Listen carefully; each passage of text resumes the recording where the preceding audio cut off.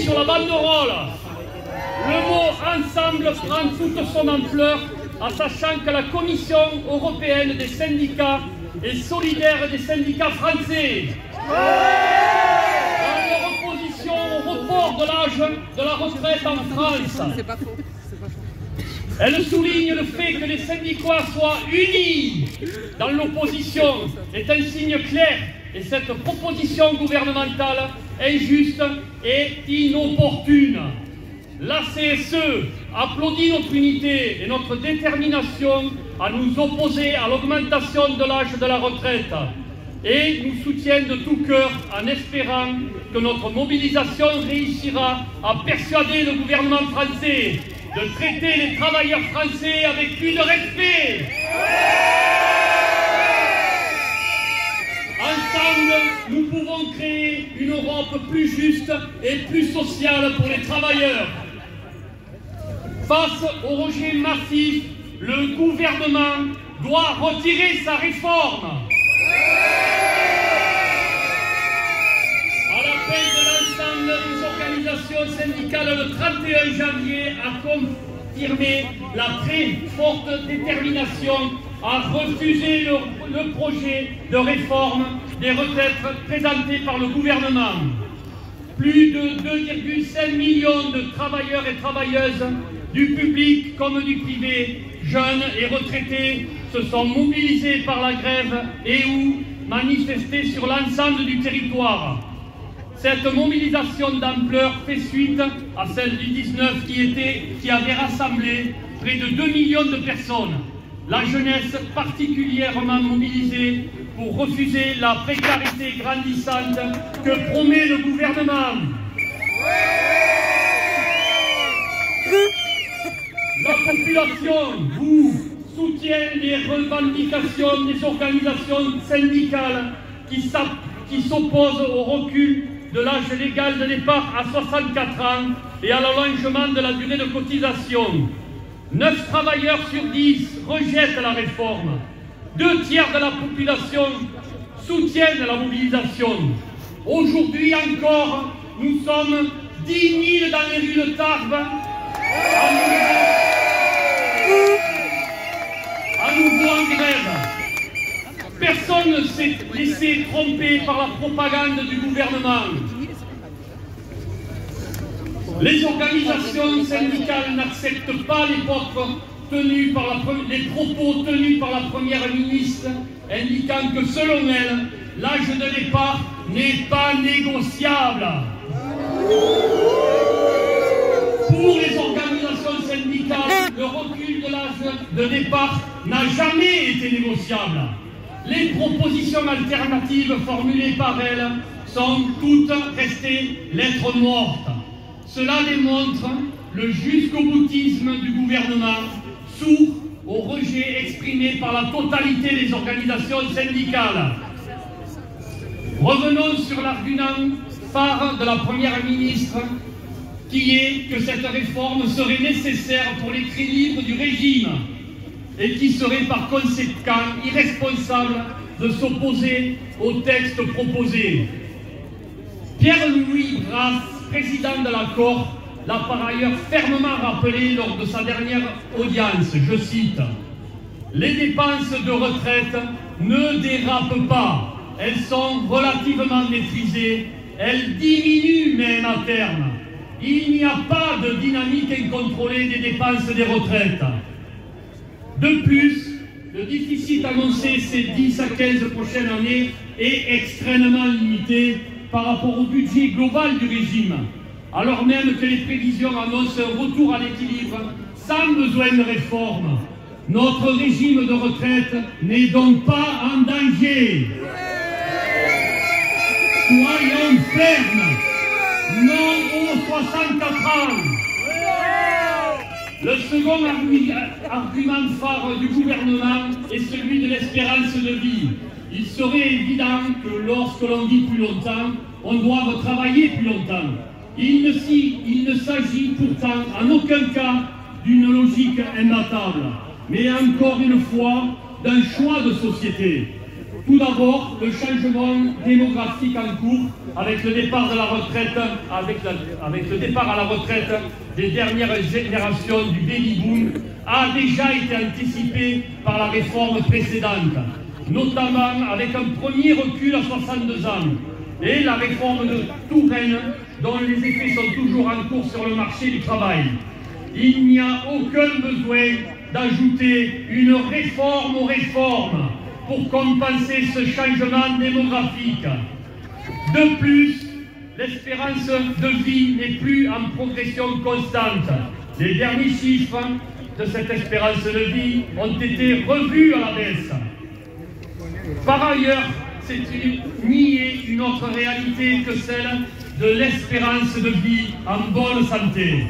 Une étude de la DREES démontre que l'espérance de vie en bonne santé des Français n'a pas augmenté depuis 10 ans et s'élève en France à 64 ans pour les femmes et 62 ans,7 pour les hommes. Surtout, ces chiffres cachent une évidente des inégalités criantes entre les riches et les pauvres, qui seront impactés encore plus durement par cette réforme. Mes camarades de lutte, non aux 64 ans.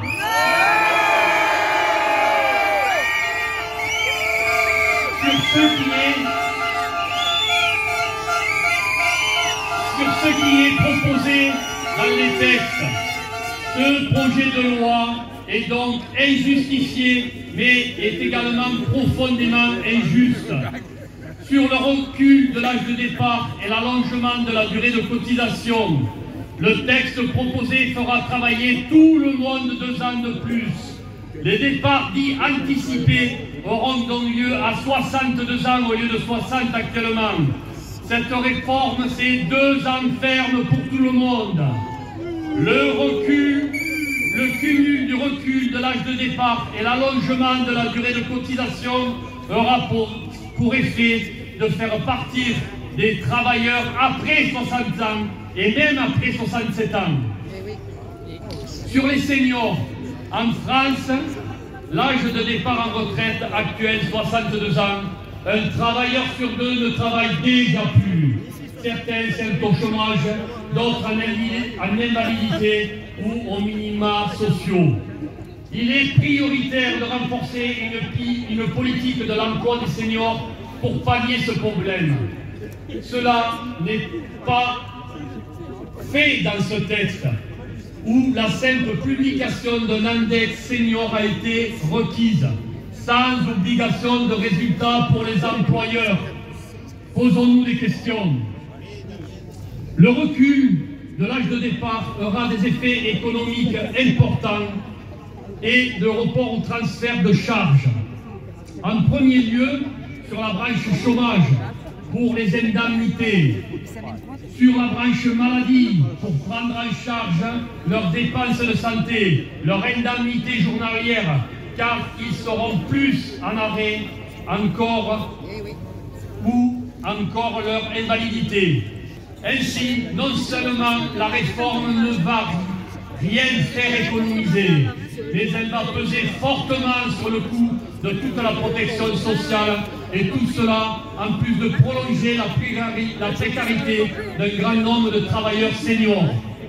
Les aléas de carrière, les périodes de chômage, le temps partiel se paieront au prix fort au moment de la retraite.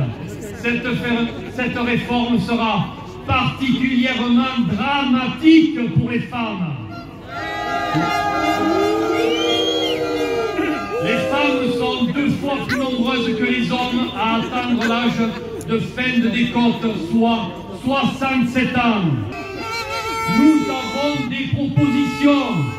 Renforcer le maintien dans l'emploi des travailleurs seniors, conditionner les aides des entreprises à des résultats efficients en matière d'emploi et de salaire, prendre en compte la question de la pénibilité avant la fin de carrière en réintégrant les 4 critères d'exposition supprimés, en ajoutant un critère sur les expositions aux risques psychosociaux, et en prenant réellement en compte la polyexposition.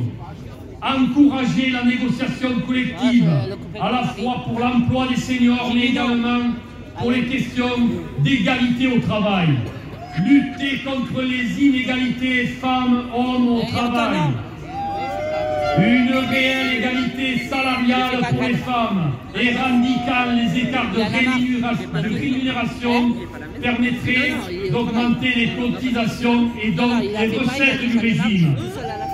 Lutter contre les temps partiels imposés, notamment en instaurant pour l'employeur une obligation de cotiser. Mes camarades, nous maintiendrons en responsabilité la mobilisation jusqu'au retrait total de cette réforme infondée et injuste.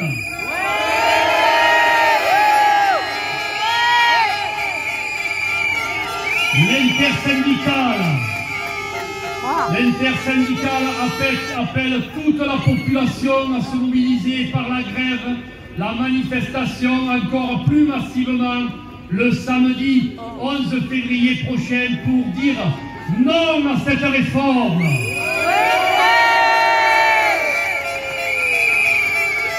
Elle appelle d'ici là à multiplier les actions, initiatives, réunions ou assemblées générales partout sur le territoire, dans les entreprises et services, dans les lieux d'études, y compris par la grève.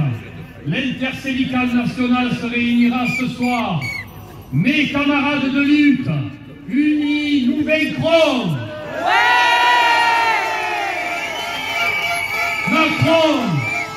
Macron, si tu te bornes avec ta réforme, nous serons tous à la rue pour dire non aux 64 ans.